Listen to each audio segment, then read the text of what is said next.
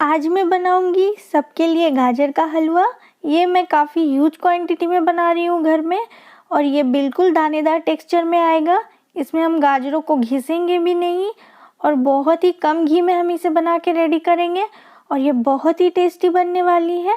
तो चलिए शुरू करते हैं हम आज की वीडियो को। Hello my YouTube family, it's me Arpita and welcome back to my channel impressive Arpita's art. तो यहाँ पर मैंने 4 किलो के करीब गाजर लिया है। बिल्कुल रेड गाजर है। तो गाजरों को हम पहले सफाई कर लेंगे, छील लेंगे इस तरीके से। और जो छोटे गाजर है मैं उसे हाथ पे इस तरीके से रख कर के छील रही हूँ। यहाँ पर लाल गाजर ही आपको लेना है हलवा के लिए। रेड वाला जो गाजर आता है उसमें मिठास भी काफ़ी होती है, ऑरेंज वाले गाजर में मिठास उतनी नहीं होती है। और अभी ठंड का समय है तो गाजर काफ़ी अच्छा आता है। बड़े गाजर को आप किचन प्लेटफॉर्म पे रख कर के इस तरीके से सफाई कर सकते हैं आराम से। बेसिकली हम लोग गाजर के हलवा में लाल वाले गाजर का ही यूज़ करते हैं क्योंकि इसमें मिठास ज़्यादा होती है। ऑरेंज वाले गाजर में मिठास नहीं होती है और उसका हलवा भी स्वादिष्ट नहीं बनता है। तो हम जब भी गाजर लेंगे तो लाल देख के ही लेंगे। और आप एक प्रांत में पानी रखिएगा और गाजरों को सफाई कर करके उसमें डालते जाएंगे।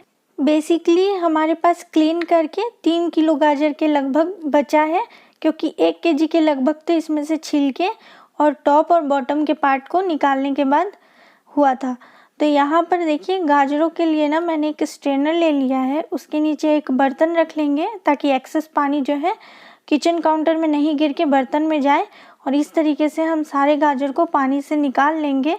बाहर में गाजर के हलवे को अच्छा लुक देने के लिए इसमें फूड कलर मिलाया जाता है, लेकिन हमें इसकी ज़रूरत नहीं होगी क्योंकि गाजर आप ऑलरेडी देख सकते हैं कितनी रेड है और काफ़ी अच्छी मतलब इसकी कलर आएगी हलवे की। तो हम सारे गाजर को इस तरीके से स्ट्रेनर में रख लेंगे ताकि एक्सेस पानी इसका निकल जाए। गाजर का कलर इतना अच्छा है कि वो कलर पानी में भी आ चुका है। तो अब हमारा गाजर रेडी है, तो बनाते हैं हम इसका हलवा। तो सबसे पहले हम गैस को स्लो करके फ्लेम को उस पर रखेंगे कुकर। उसमें डाल देंगे हम घी का ही आप यहाँ पर यूज़ करें, तेल या बटर का यूज़ मत कीजिएगा। तो यहाँ पर घी मैंने डाल दिया है। घी जमा हुआ है तो अंदर ही मैं चम्मच छोड़ दे रही हूँ। अब इसी घी में जब घी गर्म हो जाए तो आप सारे गाजर को इसमें ऐड कर दीजिएगा। कुकर यहाँ पर मैं बड़े वाला ली हूँ, 5 लीटर का कुकर है। तो इस तरीके से सारे गाजर को ऐड कर दीजिए।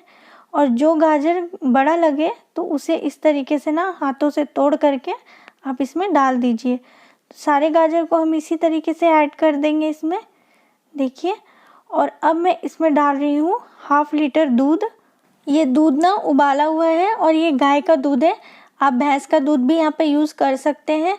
तो इस पर काफ़ी मलाई आई हुई है तो मैं मलाई के साथ ही इसे डालूँगी।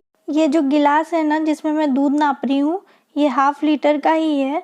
इसमें 1/2 लीटर ही आता है कोई भी चीज़। तो मैं इसमें अभी दूध नाप करके सारे को मैं गाजर में डाल दी हूँ। अब इसमें मैं डाल दूँगी 2 पिंच के करीब नमक। अब नमक डालने से आप ये मत सोचिए कि हलवा नमकीन हो जाएगा, ऐसा नहीं होगा। इससे स्वाद बहुत ज़्यादा बढ़ जाता है मीठे चीज़ का नमक डालने से हल्का सा।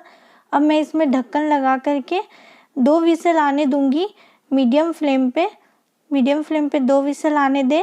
और उसके बाद हम कुकर को उतार लेंगे। यहाँ पर 2 विसल आ चुकी है। कुकर को हटा लेती हूँ और खुद से ठंडा होने देती हूँ।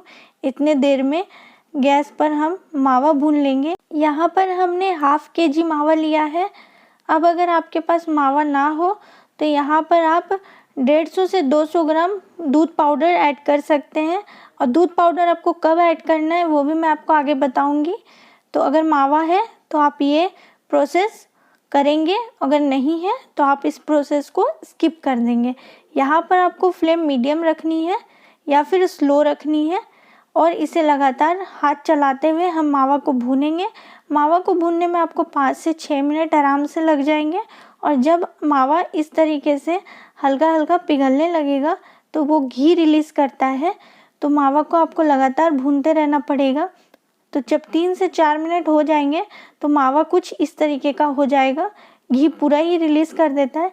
तो इस समय आप जो भी ड्राई फ्रूट्स इसमें डालना चाहते हैं जितना भी, तो इस समय आप इसमें डाल सकते हैं। तो मैं अभी यहाँ पर बादाम को और किशमिश को डाल रही हूँ।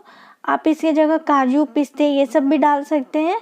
और नहीं हो तो आप इसे स्किप भी कर सकते हैं। तो देखिए मावा हमारा बहुत ही अच्छे से भून गया है, पैन पूरा छोड़ रहा है। तो बस मावा को हमें इतना ही भूनना है। यहाँ पर जिस चीज़ का अल्टरनेटिव हो सकता है मैं वो आपको बताते जाऊँगी। अब मैं यहाँ पर गैस बंद कर दूँगी और चलिए हम कुकर को चेक कर लेते हैं। तो यहाँ पर देखिए कुकर जो है काफ़ी अच्छे से ठंडी हो गई है। और अब हम यहाँ पर गाजर चेक कर लेंगे, क्योंकि हमें गाजर यहाँ पर पूरा मैशी नहीं चाहिए, हलवा नहीं चाहिए। ऐसा चाहिए कि मतलब आराम से कट जाए। देखिए इस तरीके का जब हम इसमें काटेंगे कितने अच्छे से गाजर पक गया है। तो आपको भी ध्यान रखना है, मीडियम फ्लेम पे 2 विसल ही लगाना है। तो यहाँ पर वापस से गैस ऑन करके मैंने मावा वाला कढ़ाई रखा है और उस कढ़ाई में मैं सारे गाजर और मिल्क को अब ऐड कर दूँगी। यहाँ पर मेरे से एक गलती हो गई थी, वो गलती को मैं आपको आगे दिखाऊंगी। तो इस तरीके से सारे गाजर को मैंने ऐड कर दिया है मावा में। काफ़ी गर्म है तो ये प्रोसेस बहुत ही ध्यान से करें। और मेरे से क्या गलती हुई थी आपको देख के समझ में आ गया होगा कि बर्तन मैंने काफ़ी छोटा ले लिया था हलवा के लिए। तो मैंने इसे हटा करके फिर बड़ी सी आयरन की कढ़ाई मैंने इस पर चढ़ाई और फिर सारे गाजर और दूध को, मावे को मैंने इसमें पलटा और फिर मैं बनाई। चाहती तो मैं इस क्लिप को कट कर सकती थी, लेकिन मुझे आपको दिखाना था कि मैंने जो गलती आज किया है वो गलती आप कभी ना करें। दूध उफनता है तो हमेशा ये सब काम सावधानी से करें। सारे हलवे को मैंने बड़े से कढ़ाई में ट्रांसफ़र कर दिया है। अब इसे हम अच्छे तरीके से एक बार चला देंगे ताकि मावा, गाजर और दूध अच्छे तरीके से मिक्स हो जाए। और इसे अब मैं छोड़ देती हूँ, इसमें काफ़ी मॉइस्चर है। और एक तरफ मैं इलायची को कूट लूँगी। तो यहाँ पर मैंने 7 से 8 इलायची लिया है, हरी इलायची। और इलायची को मैं अच्छे तरीके से क्रश कर लूँगी, हल्का सा दरदरा कूटना है आपको भी। तो ये मैंने कूट लिया है और इसे अब मैं एक बॉल में निकाल के छिलका अलग कर लूँगी और इसके अंदर के बीज को अलग कर लूँगी। तो छिलका का आप क्या कर सकते हैं, या तो आप गरम मसाला में डाल दीजिए, गरम मसाला पीसने के समय इसे डाल के पीस लीजिए, या फिर जब चाय बनाते हैं तो चाय में डाल लीजिए, या फिर आप इसी हलवे में भी डाल सकते हैं। तो इस तरीके से मैं इसे अलग कर लूँगी। छिलका अलग कर चुकी हूँ और इलायची पाउडर को मैं अब हलवे में डाल लूँगी। तो ये 1/4 छोटी चम्मच के करीब हुआ है और सभी को अच्छे तरीके से मिला लूँगी। यहाँ पर अगर आपके पास इलायची पाउडर ना हो या इलायची ना हो तो आप इसे स्किप कर सकते हैं। तो इस तरीके से ना मिला दीजिए अच्छे तरीके से। और अब हम इसमें डालेंगे 1/2 लीटर दूध, और खोआ की जगह आप दूध में दूध पाउडर को घोल करके इसी समय डाल देंगे। टोटल हमने 1 लीटर दूध का यूज़ किया है। अब यहाँ पर आपको ऐसी कलछी लेनी है जिसका बैक थोड़ा मुड़ा हुआ हो, जिससे आप गाजर को आराम से कढ़ाई के कॉर्नर पे इस तरीके से रख करके स्मैश कर सके और साइड्स को आप स्क्रैप करते हुए हलवे में मिलाते जाएंगे। देखिए इस तरीके से आपको भी करना है। मैं दूसरा तरीका भी आपको दिखा दूंगी। तो इस तरीके से करते करते ना हलवा अपने आप दानेदार बनता जाएगा। बहुत ही अच्छा हलवा ऐसे बनता है। और अगर आप कलछी से नहीं करना चाहते तो इस तरीके से पोटैटो स्मैशर ले लीजिए, जिसे पाव भाजी स्मैशर भी कहते हैं। कलछी की तुलना में मुझे स्मैशर से ज़्यादा आराम है, तो आप देख लीजिएगा जिससे आपको ज़्यादा आराम हो आप उसी से कीजिएगा। बहुत ही अच्छा हलवा इससे बनता है और एकदम दानेदार हलवा बन कर के आता है। तो मैंने इसे अच्छे से स्मैश कर दिया है और इसमें जितना भी मॉइस्चर है इसे हमें ख़त्म करना है। यहाँ पर बीच बीच में चलाते रहिएगा और जब हलवा की कंसिस्टेंसी इस तरीके की आ जाएगी कि मॉइस्चर इसमें आधा से ज़्यादा ख़त्म हो जाएगा, तब हम यहाँ पर शुगर ऐड करेंगे। शुगर आप अपने अकॉर्डिंग ले सकते हैं, लेकिन 700 ग्राम इसमें परफेक्ट है। इसे अच्छे तरीके से मिला दीजिए। यहाँ पर शुगर पहले मत ऐड कीजिएगा, वरना ऑलरेडी गाजर का हलवा टाइम टेकिंग वाला काम है। शुगर अगर शुरुआत में ही ऐड कर देंगे तो ये पकने में और भी ज़्यादा समय लेगा। शुगर ऐड करने के बाद ये पूरी लिक्विडी फॉर्म में आ जाती है इस तरीके से, क्योंकि शुगर का भी वाटर रिलीज़ होता है। और देखिए बहुत सारा मॉइस्चर अब वापस से इसमें आ गया है। तो ये जब तक ख़त्म नहीं होता है तब तक हमें इसे फ्राई करना है बीच बीच में। हलवा को फ्राई करते हुए 45 to 50 मिनट्स हो चुके हैं। जब लास्ट में लगे कि हलवा काफ़ी तेज़ी से सूख रही है तो उस समय आपको पूरा ध्यान इस पे रखना है, क्योंकि ये स्टेज होती है हलवा जलने की।